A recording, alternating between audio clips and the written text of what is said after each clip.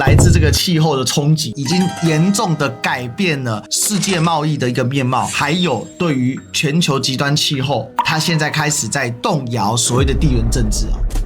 Ladies and gentlemen, welcome the host. 今天史官来跟大家聊一个有趣的话题。最近全球热浪嘛，欧洲的热浪热到爆炸，全球热浪情况之下，海温也很高。这个是全球的气温追踪器，你看哦。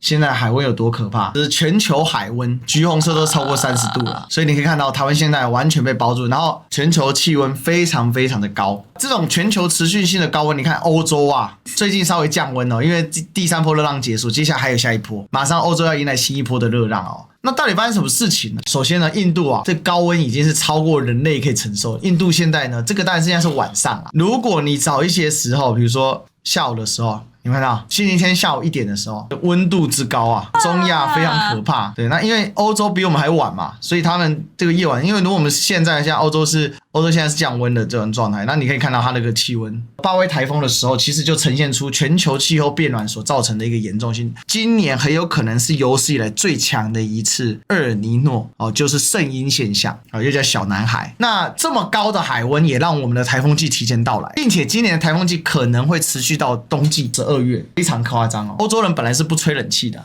他们是没有空调的，但现在欧洲人满世界找空调。以前是需要保暖，电暖炉啊、电热器啊，所以呢，从制热到制冷，这代表全球历史的一个移动嘛。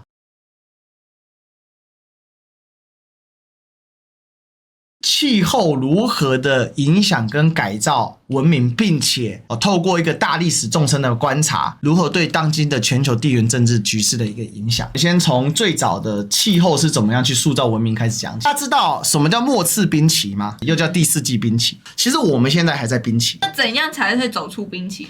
目前的话其实是间冰期，比如说世界发现化石最丰富的区域之一呢，比如说什么呢？美国的这个中西部地区，为什么呢？因为啊，这个地方啊，这个阿帕拉契是一个古地盾，这边是落基山脉，是太平洋海板块跟北美大板块长期互动的结果。所以如果说全球变暖的情况之下，是不是冰川都溶解，平面会上升100公尺到200公尺，这个地方会全部在水里面会形成一个大浅海。以现在的状况来说，其实很冷。这个地方呢，这个是美国的中西部哦，这个是芝加哥 Chicago， 有没有看到这个是密西西比河，然后这是密苏里河，来自北极的风会这样直接贯穿这一块，然后直接一口气吹到墨西哥湾，非常的冷，那也会形成很大的一个温差。因为从墨西哥湾上来，墨西哥湾有世界上最强大的暖流，叫墨西哥湾流嘛，这个地方会形成一个很强的热气流上升的状况，跟北边来的冷涡一撞，就会形成局部很强的气压差。那气压差如果局部很小范围内的高强度的气压差，就会形成什么？龙卷风。这一种暖海啊，事实上才是过去地球的主要的状况。但是在今天我们是在地质学上我们叫第4纪，第4纪是一个长时期的冰期。所以呢，现阶段我们可以看到大陆边缘有大量的浅海的存在，这叫什么？这叫大陆棚或大陆架。如果在更冷的时候，北方被冰盖覆盖，大量的水被冻结在冰里面的时候，它就会露出海平面，那就会形成一个完整的大陆。比较有名的叫季他大陆，也就是在东南亚这一整块，从泰国马来半岛这里一路延伸到这个爪哇岛，然后呢到这里有没有这个爪哇海，其实都是大片的浅海。这些大片的浅海呢，就会露出水面，然后形成一整块的大陆。那我们要了解这个第4纪冰期呢，它有一个特质是什么？就是它很长，但是在很长的这个状况之下，它会有所谓的间冰期，就是在冰期跟冰期之间的部分的回暖。现在其实我们就处在一个比较长时段的间冰期里面。那末次冰期啊，它事实上是推动整个人类走出非洲的一个很大的一个动力啊。第一次影响到人类文明进程的，其实就是冰河时代，就是气候。气候是推动人类文明变化的最核心，哪怕我们回归到人类才刚刚从猩猩变成人类的时候。所以末次冰期结束之后，也就是我们新石器时代。这么讲好了，古人类有很多种不同的猿人，他们都是旧石器时代都有这个功能，都有这个能力。但是新石器时代原则上是现代人的智商才能够形成的文明的等级，那他就走出去了。那当时末次冰期的时候，为什么可以走出非洲呢？因为开始变冷，变冷代表什么？第一个，陆桥会浮上来，就水会往后退嘛。第二个，降雨会减少，所以人类就需要更大范围的采集或猎捕。第三个，猎物会跑，所以人类很可能就跟着猎物就开始跑。所以就走出了非洲，当然这是多次走出了，所以这个是第一个，我们先了解这个叫做气候决定人类的隐藏的推手。那气候对于今天的全球地缘政治有什么样的一个影响呢？首先呢，欧洲持续的热浪啊，大家了解欧洲热浪这件事情本身是非常非常不寻常的我们刚才不是有看到 Windy 网站上面有没有看到欧洲地区呢？因为它的风，这个叫西风带嘛，西风带现在都吸不起来了。那为什么？你知道德国啊，为什么作为居欧洲之中这么的舒服啊？德国刚好介于温带海洋性气候跟温带大陆性气候中间，所以德国它的矿产又比较丰富，所以当德国排除了统一的内部，排除了外部的威胁，那德国其实是很舒服的。但海洋性又太湿，像英国湿到爆炸，中年阴雨绵绵人都不太好了，对不对？你看英国人最喜欢去哪里？去加勒比海晒太阳，顺便抢劫西班牙人。英国人有一段时间叫吃饭睡觉抢西班牙，所以你也可以看到就是气候是不是也决定了英国人他往外发展？因为英国的海洋性太强，再加上英国的土壤不好，所以英国农业很烂到掉渣，所以英国人自古也没啥可以吃的。所以这一次的欧洲热浪冲击了整个欧洲，然后你就很奇怪，为什么德国作为欧洲工业最发达的地方，它竟然连个冷气机都造不出来啊？没有为什么，因为气候决定了，他们不需要造冷气机。在这波热浪当中呢，大家才惊觉到，面对全球气候变迁，欧洲是如此的不堪一击。那为什么德国成为欧洲最白左的地方呢？甚至比法国还白左呢？什么东西的白左？德国的绿党是全世界最猖獗的，他们会去当环保恐怖分子，因为德国的气候条件让他们能够运用这种思想。德国是全世界上绿建筑发展最好的地方，台湾的官员每一次要考察绿建筑就跑去德国，你跑去西风带考察沙小绿建筑啊，你是白痴是不是？但他们就去了。那为什么德国可以发展绿建筑呢？因为常年西风带啊，每天吹着微微的风吹过去，对不对？搞个绿建筑就能够降温，所以大家理解到气候对于这件事情的一个影响。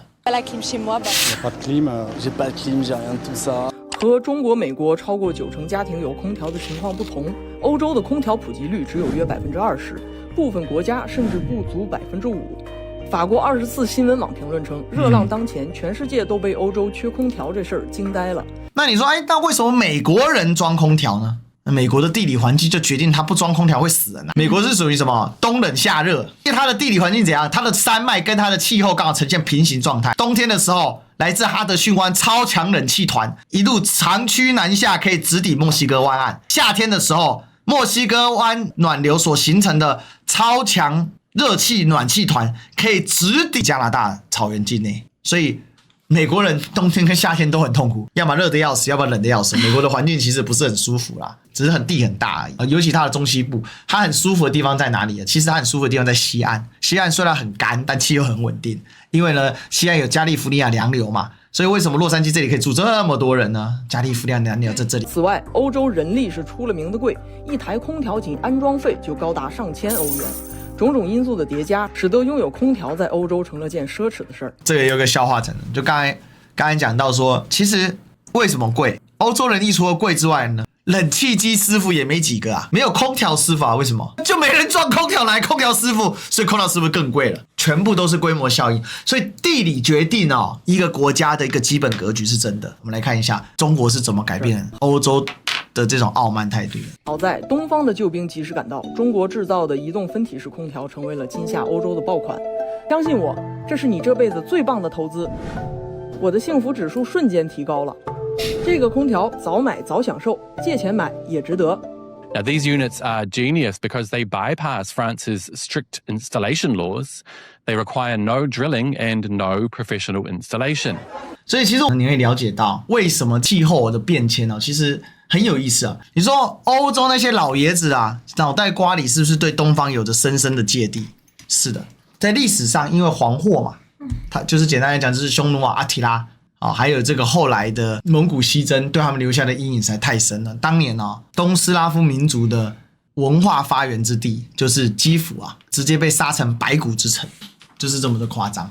所以我们在看这个事情的时候，你就可以了解到说，你看这个开始有这样的一个变化，这个变化是因为呢，在原本的气候带上面，原本的地理决定论上面，理论上欧洲就是不用装空调的，但是面对当今的全球气候异常或者更精确的说叫做全球气候极端化，就是大尺度上面变化没那么大，它可能就是增温1-2度，但是在小局部上面，它出现了什么高频率、高强度的一个状况，比如说降雨变得非常的集中。而且降雨量非常的巨大，比如说在最近不是发生一个事情吗？巴威台风跑去朝鲜登陆嘛，结果呢给东北带来巨大的雨量嘛，东北水流成河嘛，有没有？整个东北地区好几个城市都马路都变成河流了。广西更严，本来广西从来没下过这么多的雨啊，把那个水库都给吓垮了。那为什么把它吓垮了？这些水库是什么时候盖的？是1950年代用人力去夯出来的，这么几十年，过了70年没毁啊，竟然一次台风来把它都吹垮了。所以这大家理解到，就是说局部地理的变化变得更加的剧烈，这也是当今我们要理解到说，纬度已经没办法完全决定你自己的气候会是长什么样子，决定你这里的气候长什么样子的，可能都是一些小范围的，但是在大局度上，确实整个气候在往变暖在走，这个是没有错，只是它的变化从平均值来看没有那么剧烈，可是从局部来看非常激烈，所以有人认为说这叫地理决定论的破产，这也会深刻的改变到气候的格局。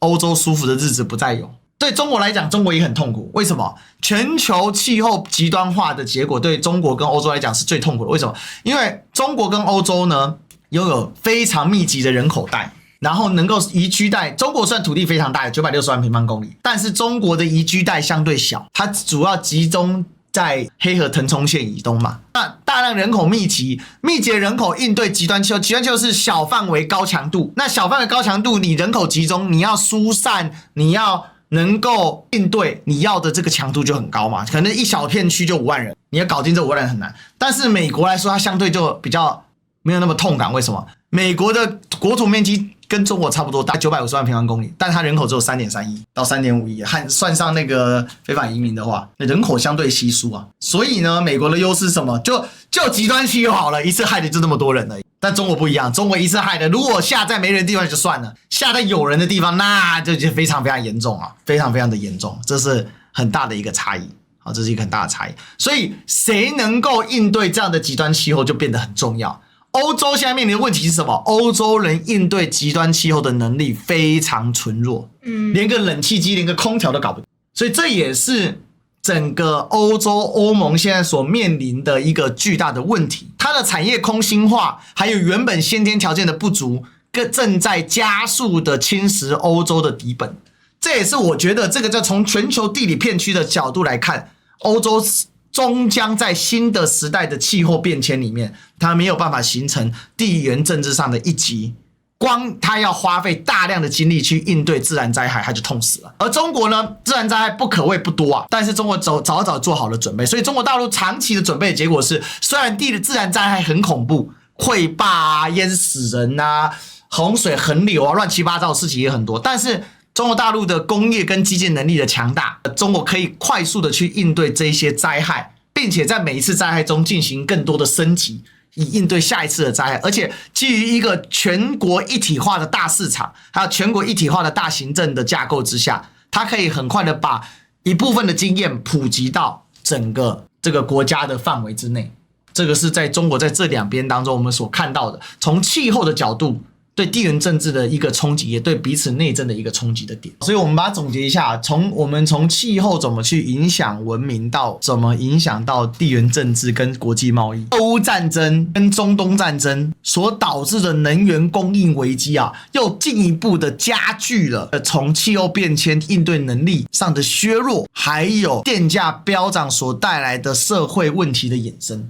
讲中文，简单来讲，俄乌战争失去了廉价的天然气啊，天然气除了供暖之后还可以干嘛？发电啊。那你德国又不该绿能，然后现在全球气候变暖，西风也吹不动了，怎么办？靠火电啊，火电如果靠煤的话，二氧化碳又太多，污染也很重，因为煤里面有些很多杂质嘛。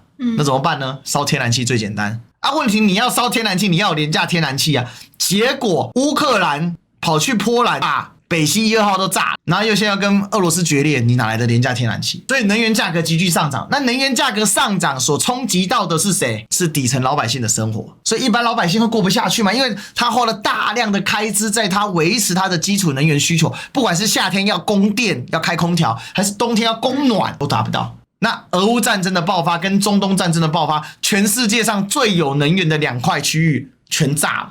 这就造成了什么？又进一步的加剧了欧洲的问题。所以这个热浪问题的背后啊，它还有很多其他的因素在加深深化。其实热浪所打出来的这个气候变迁所造成的地缘政治的冲突内核。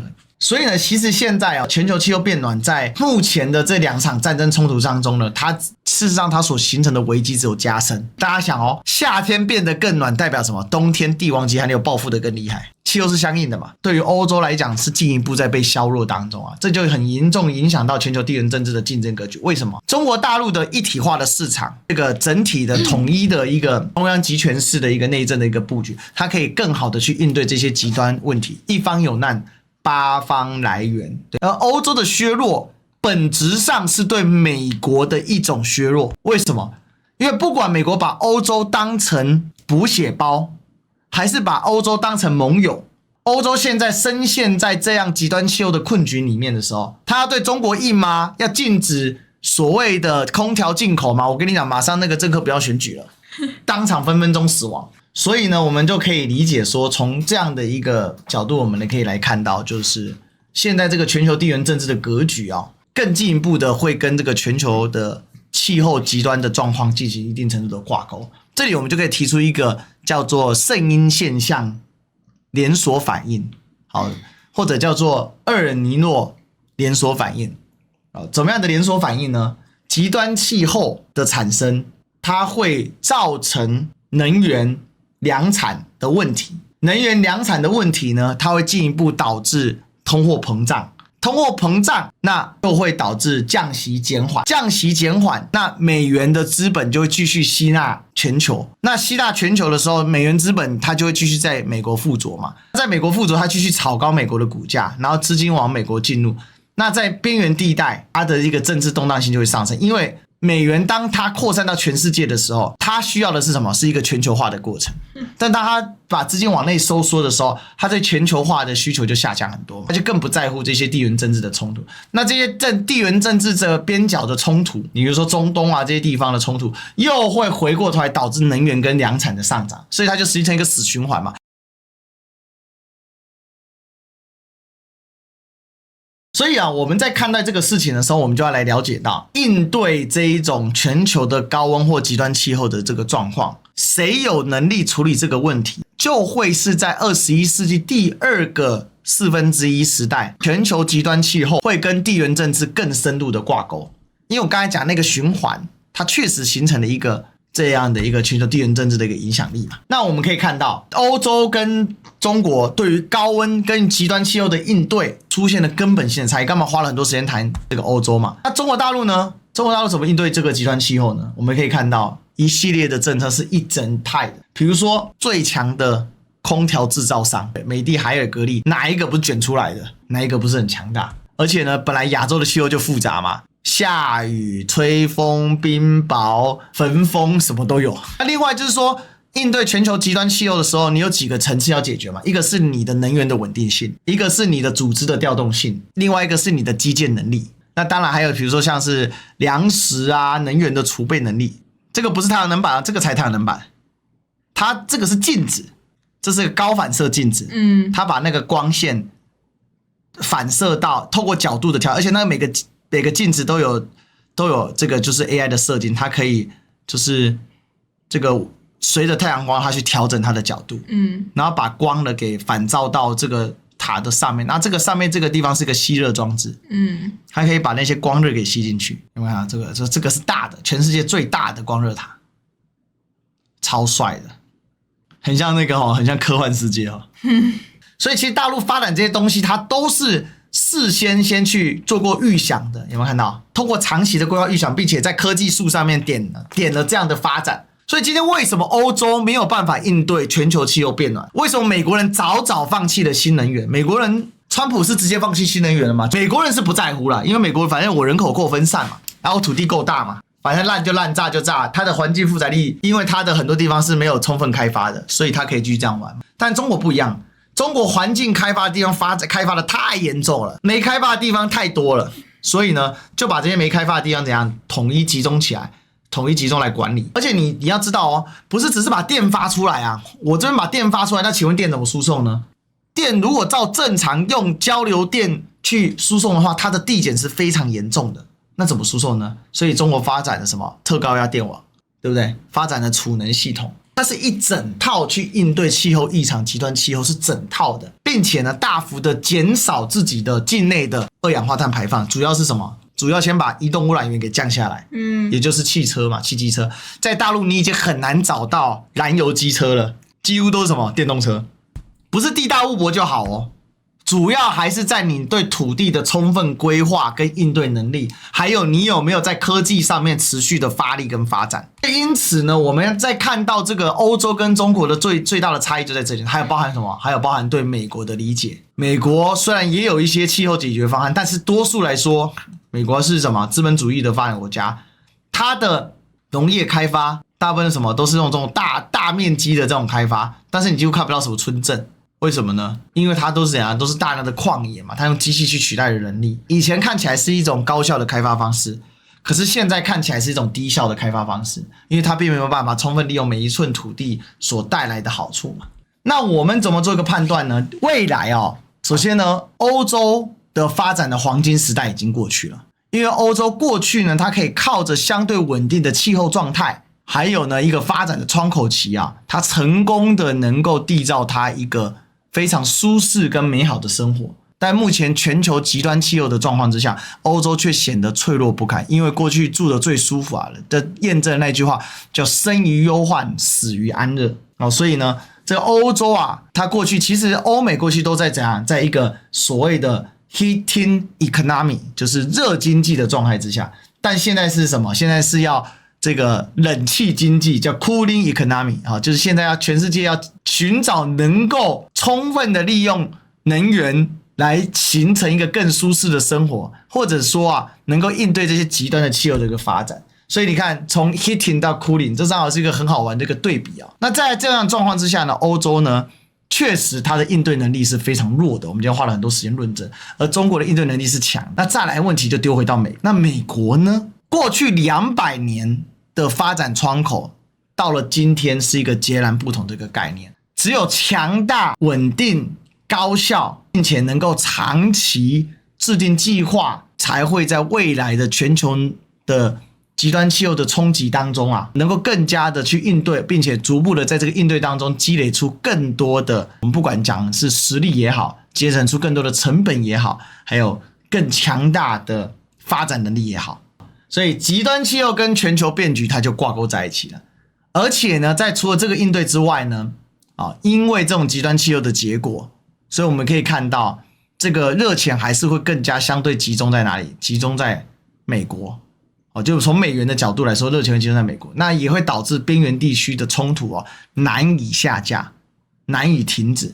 所以我们看到美国跟伊朗又掐起来，我早就说美国伊朗肯定谁也不服谁，要再掐第二轮的，对不对？当时他们的和谈我是挺意外的现在果然就是这样的一个发展的一个趋势那这个气候战略其实这里面有一个最大的受害者，大家猜一猜是谁？印度 India。 为什么？来看一个图你就知道了。为什么是印度呢？因为印度的极端高温跟超高人口聚集度呢，已经让印度每天都是40几度高温所以全球气候变暖呢，最大的受益者是北方的俄罗斯这种地广人稀的国家。那欧洲因为人口集中面对极端气候它痛苦那印度人口集中，纬度又低，热爆热死，太恐怖了。